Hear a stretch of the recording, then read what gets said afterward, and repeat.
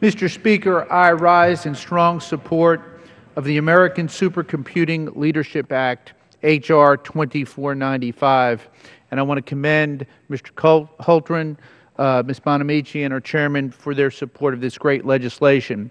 As part of my representation of the great people of the 3rd District of Tennessee, Oak Ridge is right in the heart of my district. This is the city that won the Cold War. This is the city which was the birthplace of the Manhattan Project. These are wonderful people.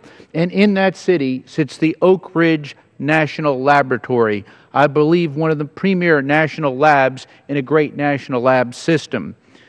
Oak Ridge National Laboratory has been in the forefront of the leadership on high-speed computing.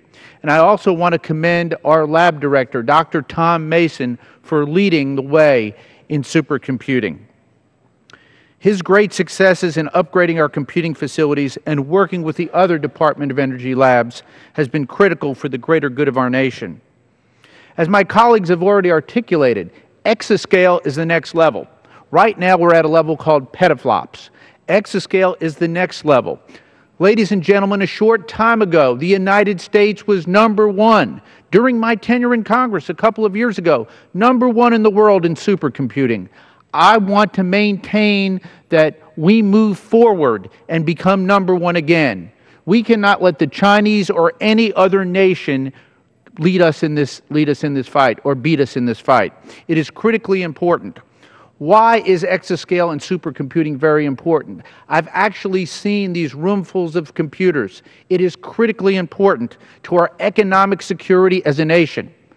All members of this great House want America to be great again, and supercomputing is going to lead the way. This is an economic security issue, as every area of our economy is dependent on this.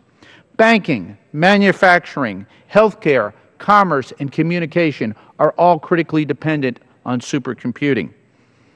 I urge my colleagues on both sides of the aisle for their strong support of H.R. 2495, the American Supercomputing Leadership Act. Thank you, and Mr. Speaker, I yield back. From Texas.